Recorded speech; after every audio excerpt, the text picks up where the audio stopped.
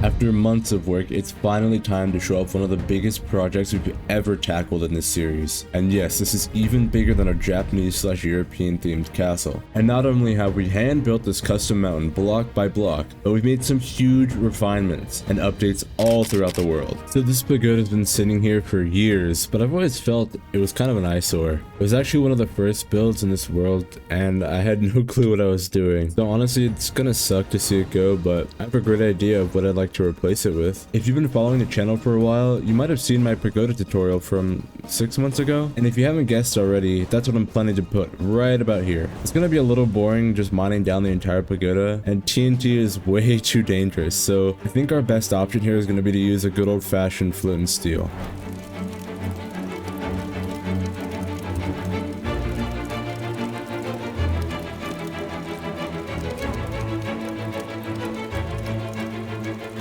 Alright, it's a little sad seeing it gone. Well, almost gone. I'm gonna go ahead and clear out the rest of these floating blocks so we'll have a clean slate. Now the pagoda I'm planning to build in the place of this one is primarily made of mangrove wood and prismarine blocks. Luckily, I think we have enough mangrove wood, so we should be covered on that. And thankfully, our guardian farm from when we built our castle is working beautifully. Well, we've got our materials and everything else is organized, so that's enough yapping. Let's get straight to building the pagoda.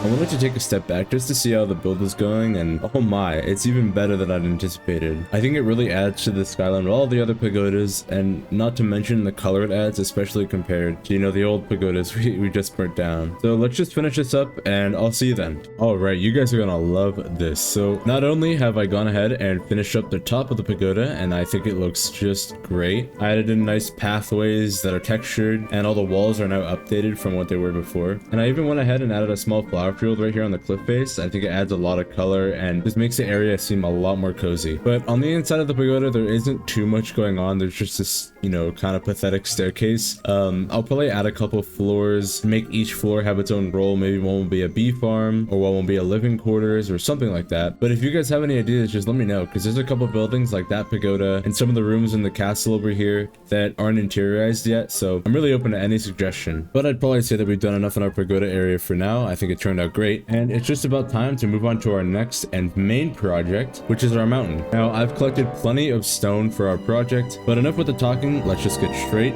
into it.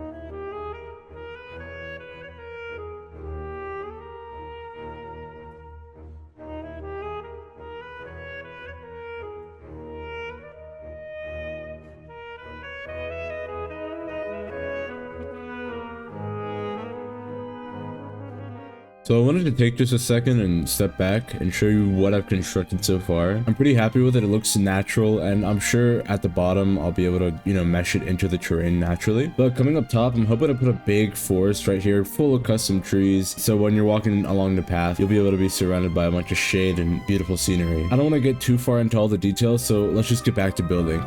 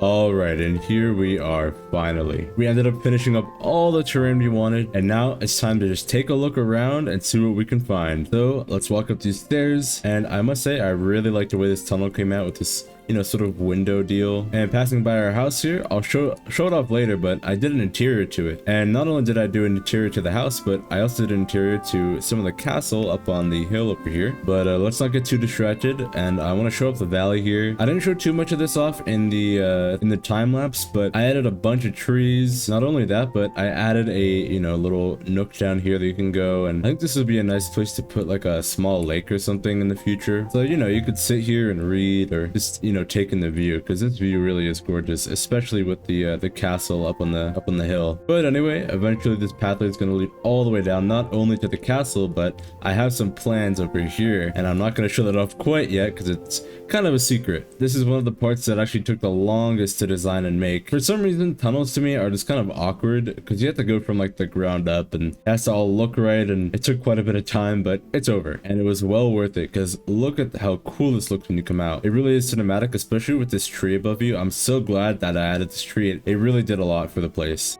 Coming up here, this is another nice place. We built a little mini pagoda to complement our big castle over here. I don't know what I should put here. I still have to, you know, finish up this part of the mountain, but let me know what I should build here. But coming down here, we have a nice pathway. I made sure to add a lot of flowers because they really do bring a lot of color to the place. Now there's a big project that I'm planning to put here. I'm not going to say too much because I'd say it's pretty top secret, but it has a lot to do with the terrain that we've, you know, developed all along here with all the rocks and the meshing into the natural terrain. Because in the future, I'd like to mesh this whole area, especially this sort of mountain deal here, all with the water down here that kind of leads into the ocean. Maybe I'll make some sort of bay or port. That'd be really cool. But yeah, before we end up the episode though, I'd like to show off the interior to the castle, which is something that I worked on a couple weeks ago, but never got around to actually showing anyone. So coming on through here, we have our first entrance that we'll enter. This is sort of intended to be like, I don't know, a winery or a beer place where you store beer, or just, you know, general beverages for the royals. Anyway, down this way, we've got a little room over here where you could read some books and, you know, set up a map or something. I don't know, you'd have to use your imagination more for this room, but we've got a small closet right here, pretty cute and tiny. And then through these doors here, we have a workshop. Now, I imagine this is used to make like pottery and different porcelain, but heading back down the hall, there's a stairway that you head up. And not only do we have more porcelain pots and barrels, but here we have a secret room where the royals stay. Now, this is one of my favorite rooms in the whole castle. It seems really cozy, and honestly, I think I'd like to live here. But you get an okay view view of the surrounding world, and you can see where I collected a bunch of dirt before. And not only do you have that room, you can come down here and you have another room right above the workshop, which is right down here. But honestly, I have no clue what kind of room this would be. It seems more like a study room for the person that lives in the bedroom upstairs. But coming back to the stairs, we can head down this way where we have a nice, almost like a recreation area. So heading on down this way, you can go through here and you got a bunch of storage. Honestly, nothing too special. But there's also a staircase here, and this staircase leads all the way up to the top of the tower here, where you can be a lookout and, you know, look out for danger or see what's going on outside of the castle. And a cool feature about this place is the fact that I use trapdoors, so you can close this off and you don't have to worry about falling through the floor. If we come outside, not only do we have a great view of the world as long as we go in F5, but you can see I still have chokers here from when I was working on the actual interior to the place. But coming up here, we have a nice entranceway where I think I'd like to put maybe a dining room or a kitchen or something. It could be kind of cool to put a kitchen upstairs. It's unusual. And then through here, we have a cool storage unit. I think this could be cool as a another workshop of some sort. But yeah, that's the interior to the castle. And not only have I just interiorized the castle, but I've also done a couple interiors to the homes that we didn't do before. Now, this home up here, which was completely barren before, it now has a nice cute interior that I think I like quite a bit. You can come inside and you got a nice diorite floor. I think this is diorite. Yeah, polished diorite. You got a nice painting. You got a little kitchen here. Not only that, but you're right below the royals, which is kind of a cool feature. But coming up this way, and this is actually one of my favorite interiors. It was kind of hard to do this one because it's so long and narrow. So I really had to, you know, innovate. But on top of that, this is actually one of my favorite parts in the entire world, because just look at that sunrise with the castle up front. It really is just a vibe. But anyway, coming inside, you have a nice cactus little plant, as well as plenty of books and storage up here, and of course your bed with a red and white carpet. But the last spot I wanted to show off is this house right on over here. But coming on through here, you can hear plenty of zombies underneath because I have to light it up still. But inside, you've got your own kitchen island, you've got your own kitchen, and that's not all, because you have a bedroom right in here. You get a really nice view of outside. You can see our Torii gate here and our pathways and all the way down. But this is something nice to wake up to. You walk outside and you just get a beautiful view. You even have a couple crops to keep you going. Alright, I know this video took a million years to come out, but it took a lot of work, and we've not only made a ton of progress this episode, I'm not going to show too much, but we've made a lot of progress for next episode too. So be on the lookout for that, and while you're at it, maybe leave a like and maybe even consider subscribing. Anyway, thank you all so much for watching, and I'll see you in the next one.